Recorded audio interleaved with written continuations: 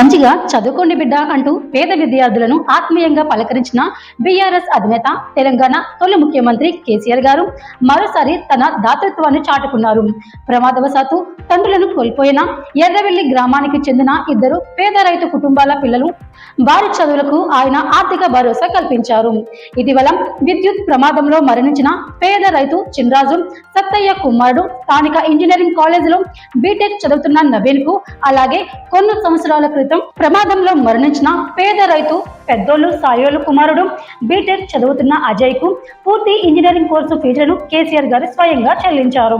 వారికి అవసరమైన పుస్తకాలు, కంప్యూటర్ల కోసం కూడా అదనంగా ఆర్థిక సాయం అందించి విడివిడిగా చెక్కులు ఇచ్చారు. ఫీజుల గురించి ఎలాంటి ఆందోళన అవసరము లేదని, కష్టపడి చదువుకొని మంచి స్థాయికి చేరుకోవాలని కేసీఆర్ గారు పిల్లలకు భరోసా ఇచ్చి ఆశీర్వదించారు.